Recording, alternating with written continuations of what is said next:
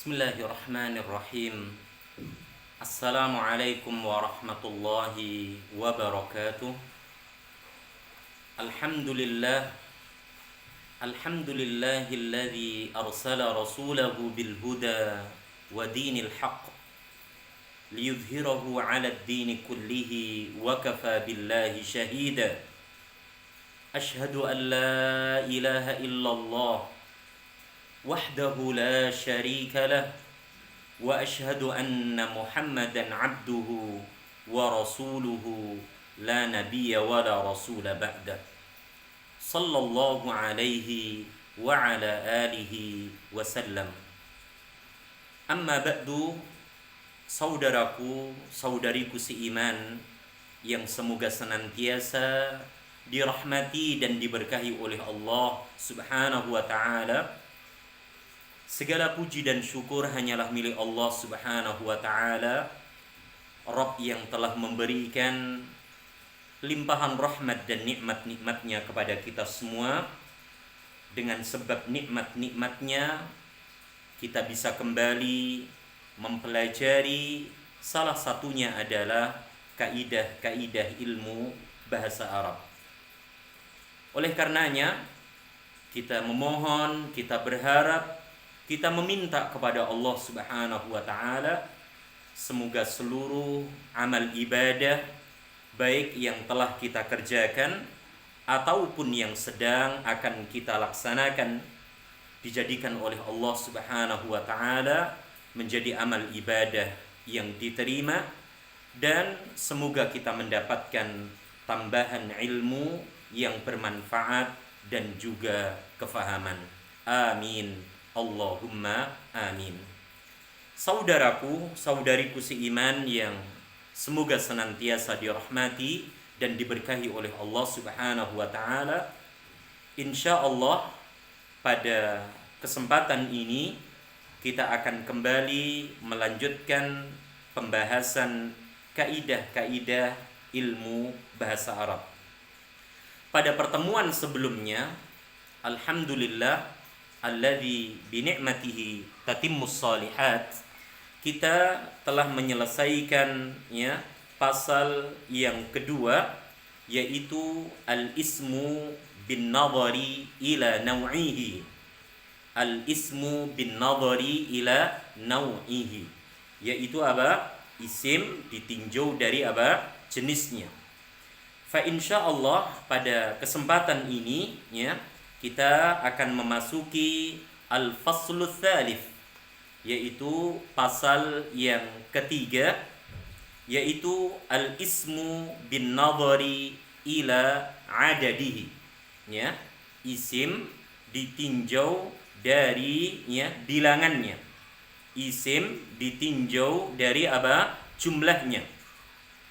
Di sini disebutkan oleh penyusun bahwa isim ditinjau dari bilangannya terbagi menjadi tiga.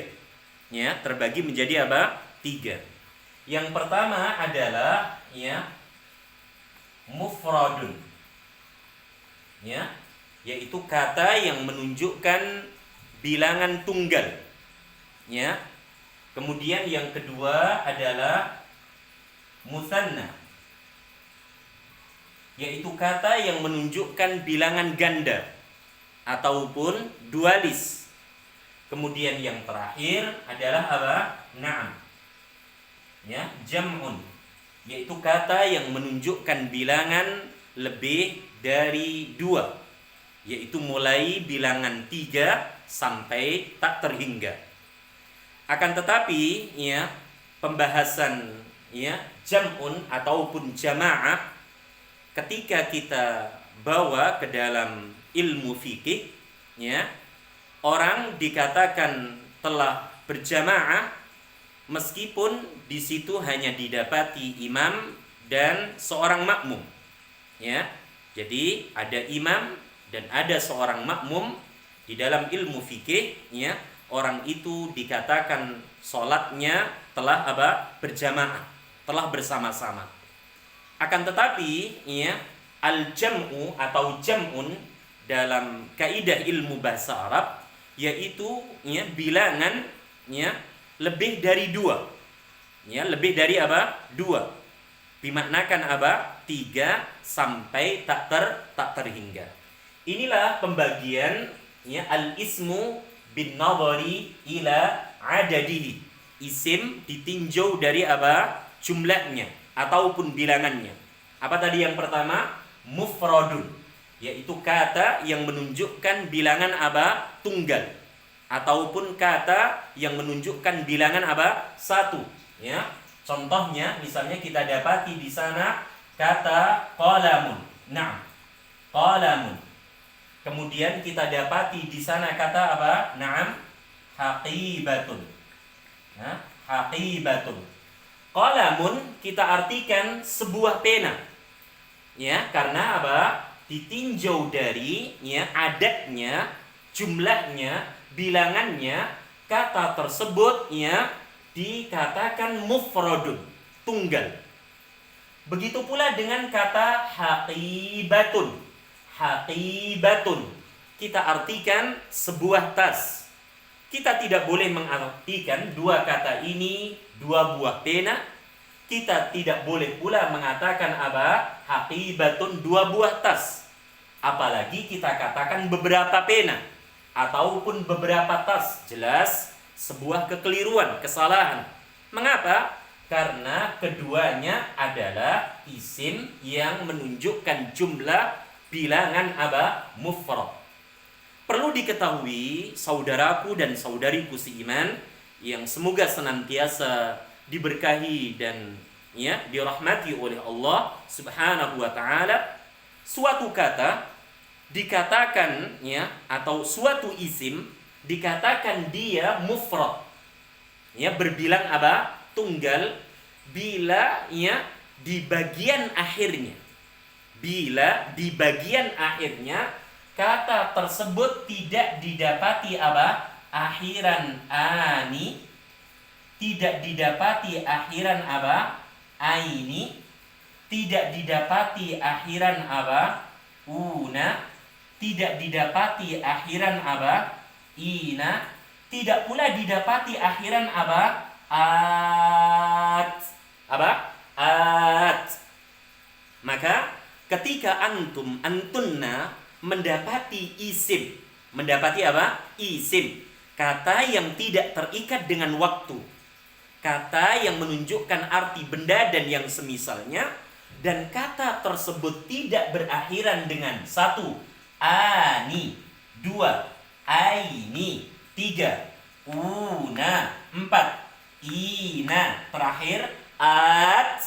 Naam, maka hukumi secara umum kata tersebut ditinjau dari bilangannya, ditinjau dari jumlahnya, kita katakan dia isim mufrad.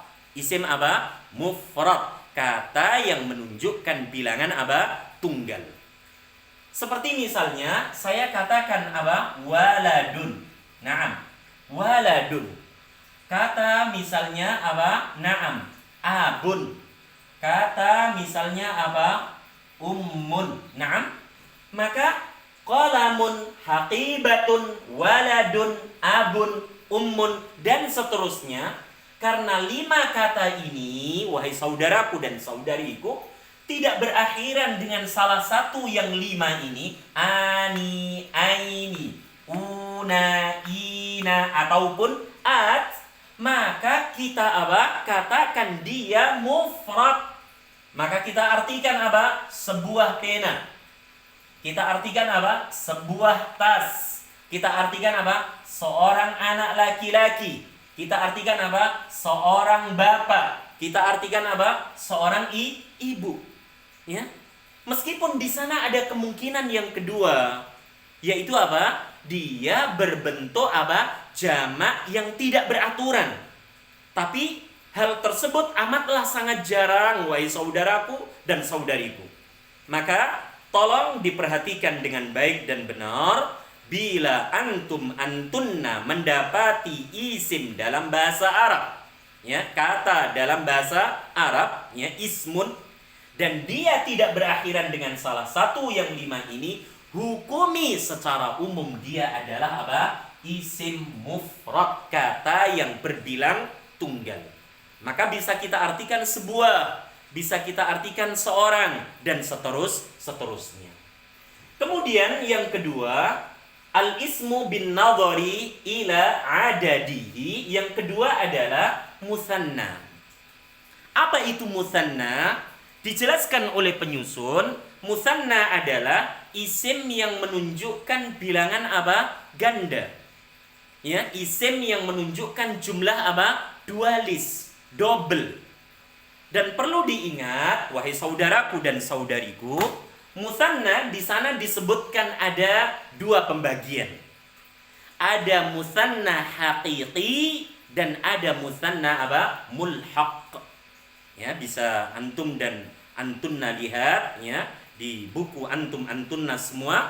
Penyusun ya menjelaskan kepada kita tentang pembagian istilah. Pembagian apa? Istilah untuk apa? Isim yang menunjukkan bilangan apa? Dualis. Apa yang pertama tadi? Musanna haqiqi. Yang kedua apa? Musanna mulhaq. Apa itu musanna haqiqi? Ya, tolong diperhatikan baik-baik. Yaitu isim yang menunjukkan bilangan ganda, isim yang menunjukkan bilangan double, isim yang menunjukkan bilangan apa? Dualis, dan isim tersebut diproses dari apa? Bentuk mufradnya dengan menambahkan akhiran ani ataupun aini. Itulah musanna. Jadi ketika kita mendapati kata qalamun, haqibatun, waladun, abun, ummun, dan seterusnya, lalu kata tersebut kita berikan akhiran ani ataupun aini, maka ya perubahan qalamun menjadi, perhatikan baik-baik, qalamani. Naam. Perubahan qalamun menjadi apa? Naam. Qalamaini. Naam. Perubahan dari mufrad, dari tunggal menjadi dualis dengan memberikan akhiran apa? Ani ataupun aini. Disinilah dia dikatakan apa? Musanna haqiqi. Ya, musanna apa? Haqiqi. Nah, mungkin antum dan antunna ya bertanya, bagaimana caranya untuk apa membentuk musanna haqiqi ini, bagaimana caranya? Mudah wahai saudaraku dan saudariku, yaitu apa? Dengan antum antunna merubah harokat huruf terakhir dari isim mufrad itu. Contohnya qalamun, haqibatun, waladun, abun, ummun. Rubah harokat akhir apa? Huruf tersebut, kata tersebut dengan harokat apa? Fathah. Dengan harokat apa? Fathah. Lalu tambahkan akhiran alif nun kasrah ataupun ya sukun nun kasrah. Jadilah dia musanna apa? Haqiqi. Ya, yaitu isim yang menunjukkan bilangan apa? Dualis, ganda, dan dia diproses dari apa? Bentuk isim mufradnya. Contohnya apa tadi? Qalamun. Kita rubah menjadi qalama, kita tambahkan alif nun berharokat kasrah. Jadilah apa? Qalamun, qalamani. Atau kita berikan akhiran yang kedua. Qalamun, kita rubah mim menjadi fathah. Qalama. Kemudian kita tambahkan ya sukun nun kasrah. Jadilah qalamaini. Maka artinya tidak lagi sebuah pena. Ya, artinya tidak lagi sebuah pena, tapi apa? Dua buah pena. Jadi di sana ada perubahan apa? Bentuk penulisan, bacaan, juga arti. Ya kan? Bilangan berubah. Tidak lagi apa? Sebuah, tapi apa? Dua buah pena. Qalamani artinya dua buah pena. Qalamaini arti dalam bahasa kita pun sama. Yang membedakan keduanya hanya kedudukan i'rab nanti dalam sebuah kalimat. Insya Allah nanti akan kita apa? Pelajari bersama. Jadi yang membedakan dua kata ini antara qalamani akhiran ani, qalamaini akhiran aini hanya i'rab atau kedudukan dia di dalam sebuah kalimat. Dari sisi makna sama. Dua buah apa? Pena. Qalamaini dua buah pena. Begitu pula dengan haqibatun. Caranya apa tadi langkahnya? Rubah harokat huruf terakhir ya, tak ini menjadi apa? Fathah. Dan tak apa? Marbutoh, tak bulat ini, ya kan? Harus diganti menjadi tak maftuhah, tak terbuka. Maka jadilah apa? Haqibata. Lalu kita tambahkan alif nun kasrah, jadilah haqibatani atau haqibata. Ditambahkan ya sukun nun kasrah, jadilah haqibataini. Artinya tidak lagi sebuah tas, tapi artinya telah berubah. Ya kan? Karena apa? Bacaannya, penulisannya sudah berubah, maka bilangannya pun berubah. Cara menerjemahkannya pun juga berubah. Apa artinya? Haqibatani, haqibataini, dua buah tas.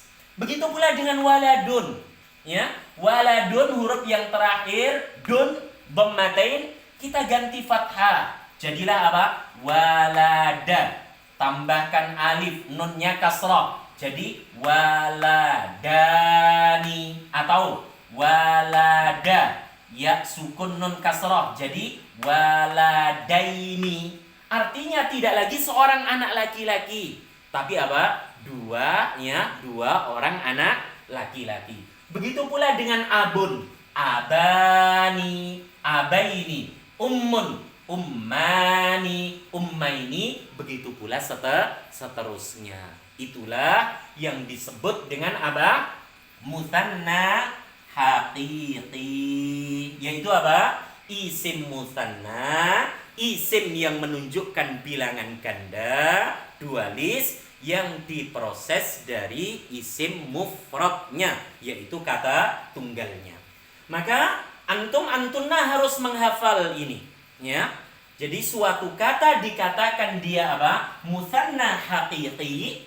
Nah, bila dia berakhiran dengan apa? Ani ataupun apa? Aini. Ya kan? Bila dia berakhiran dengan apa? Ani ataupun apa? Aini, dan kata tersebut tidak diawali dengan huruf ya ataupun dengan huruf apa? Ta. Perhatikan baik-baik wahai saudaraku dan saudariku.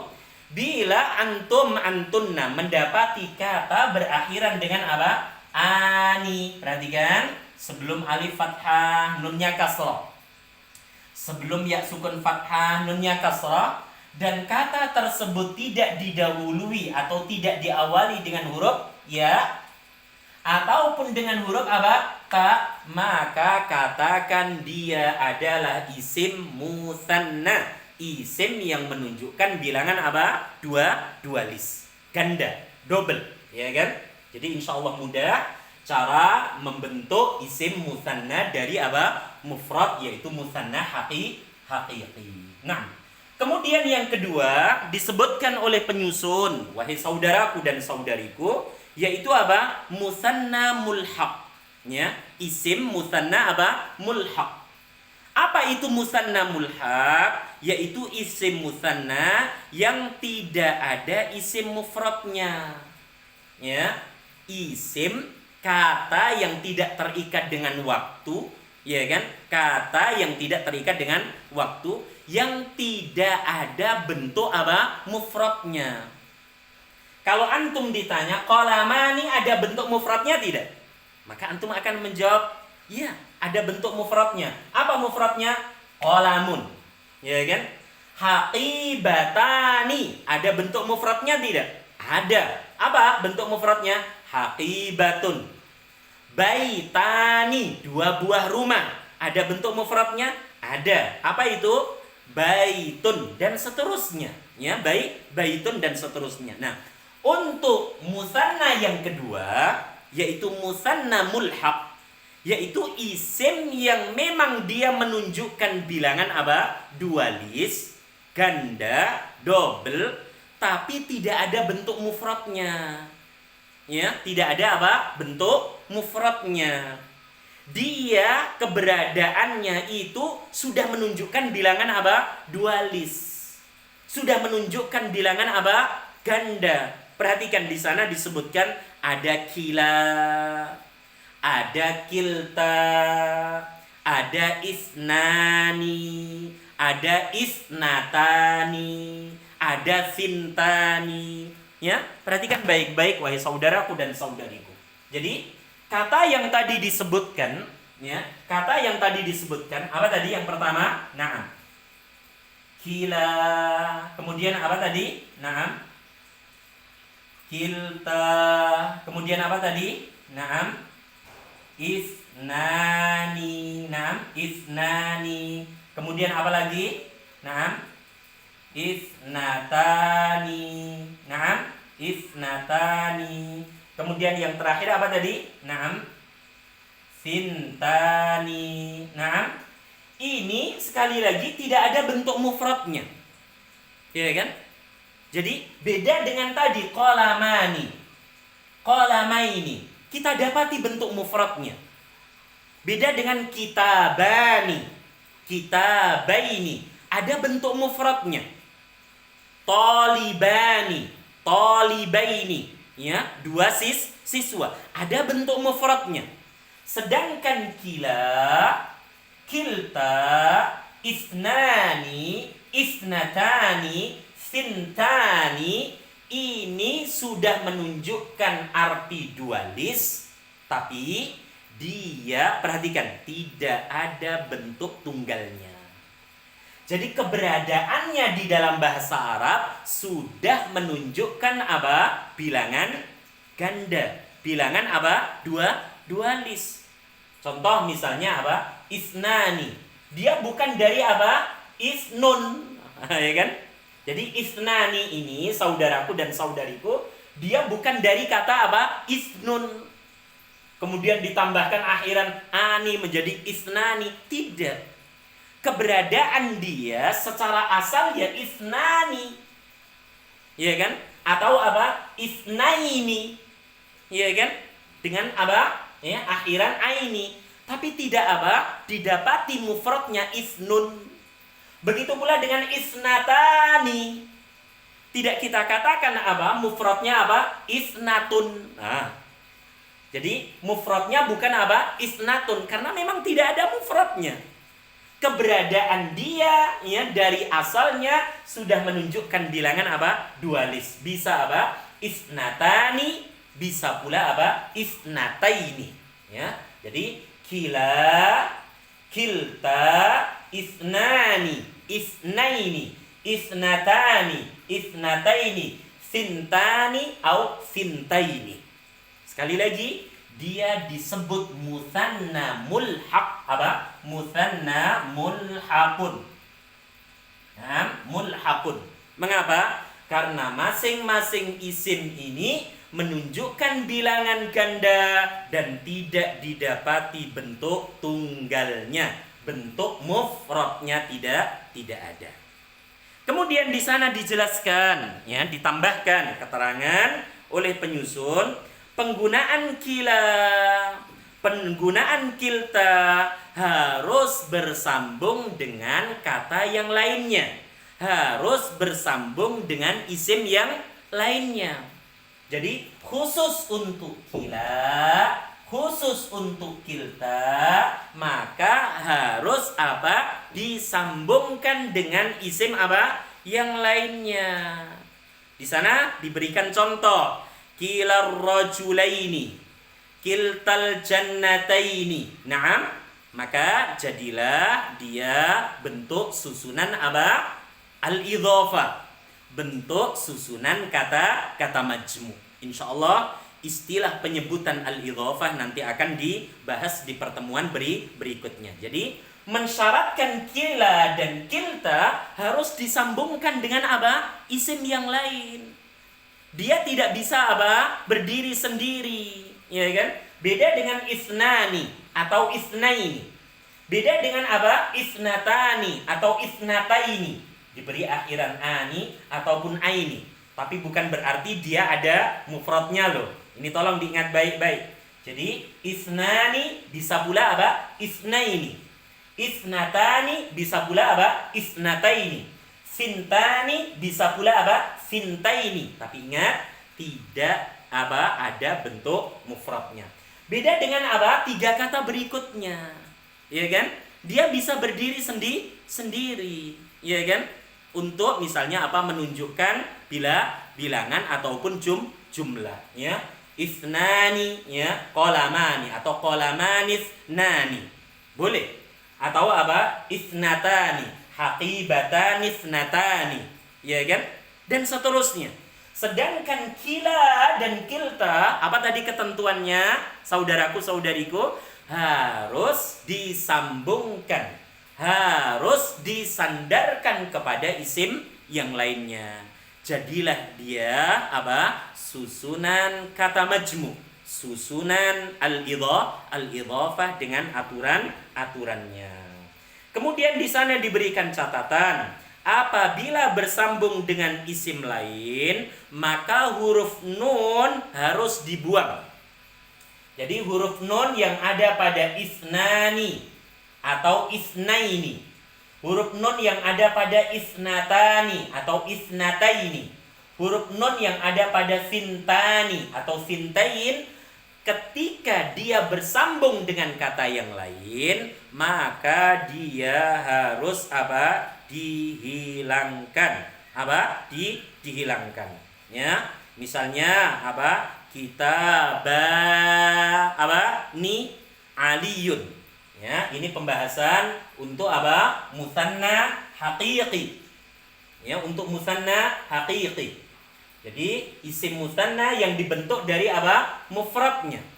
Bila musanna hakiki ini disambung dengan apa? Isim yang lainnya, gitu ya kan?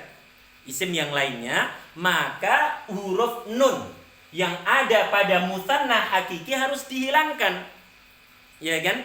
Karena dia sebagai mudhaf, kata pertama dalam kata majmu'. Nah, di sana ada kaidah mudhaf, kata pertama dalam kata majmu', salah satu aturannya adalah tidak boleh berakhiran dengan huruf nun. Salah satunya pada bentuk apa? Musanna. Ya. Maka ketika disebutkan misalnya qalamani, 2 buah pena miliknya Ali, berarti qalama aliyin. Atau qalamaini, ya, disandarkan kepada Fatimah, berarti qalamai Fatimata, dan seterusnya. Jadi di sana ada catatan bahwa, ya, khusus untuk kila dan kilta harus disambungkan dengan apa? Isim yang lainnya. Kemudian, ya, musanna haqiqi, musanna apa? Haqiqi, ketika disambungkan dengan apa? Kata isim yang lainnya, maka huruf nun yang ada pada apa? Musanna haqiqi itu wajib untuk dihilangkan. Karena dia sebagai apa? Mudhaf, kata pertama dalam kata majmu'. Di sana ada aturan mudhaf tidak boleh berakhiran dengan huruf nun, salah satunya pada bentuk musanna. Ya, jadi qalamani, ya, digabungkan dengan apa? Muhammadun, maka menjadi qalama Muhammadin. Nah, 2 penanya Muhammad. Qalamaini digabungkan dengan Fatimatu, jadilah apa? Qalamai Fatimata. Ya, berubah menjadi kata majmu'. Nunnya harus dihilangkan, harus apa? Dihilangkan. Ini, ya, isim ditinjau dari apa? Bilangannya yang kedua. Apa tadi? Isim musanna. Dan sekali lagi musanna ada 2 istilah. Ada musanna haqiqi dan ada musanna apa? Mulhaq. Musanna haqiqi adalah isim musanna yang diproses dari isim mufrad dengan menambahkan akhiran ani ataupun aini. Sedangkan musanna mulhaq adalah isim yang menunjukkan arti dualis, ganda, double, tapi tidak ada bentuk apa? Mufradnya. Ya. Dari asal dia sudah apa? Ya, seperti itu. Bentuknya seperti itu dan menunjukkan apa? Arti dualis. Apa tadi? Kila. Apa lagi? Kilta. Kemudian apa? Isnani ataupun isnaini. Tidak ada bentuk mufradnya. Isnatani atau isnataini. Tidak ada bentuk mufradnya. Sintani atau sintaini. Tidak ada bentuk mufradnya. Dan ketika isnani, isnatani, atau sintan, ya kan, disebutkan dalam bahasa Arab secara umum, ya, ma'dud dulu baru apa? Adat. Kata yang dibilang dulu baru apa? Bilangan. Contoh misalnya, saya sebutkan 2 buah kitab. Nah, 2 buah apa? Kitab. Bisa kita katakan kitabani, kitabaini, atau apa? Kitabanisnani. Ya, atau apa? 2 tas. Bisa haqibatani, haqibataini, atau apa? Ya, haqibatanisnatani. Dan seterusnya. Ya, semoga penjelasan ini ya bisa antum dan antunna pahami dengan baik dan benar tentang apa itu mufrad, yaitu kata yang menunjukkan bilangan tunggal. Ya, cirinya dia tidak berakhiran dengan ani, aini, una, ina, dan at, maka hukumi secara umum dia mufrad. Dan yang terakhir adalah apa tadi? Naam, yang kita bahas musanna.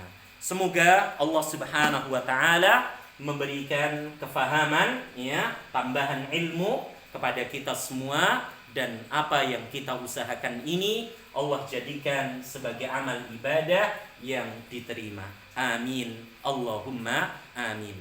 Wa sallallahu ala nabiyyina Muhammad walhamdulillahi rabbil alamin. Assalamualaikum warahmatullahi wabarakatuh.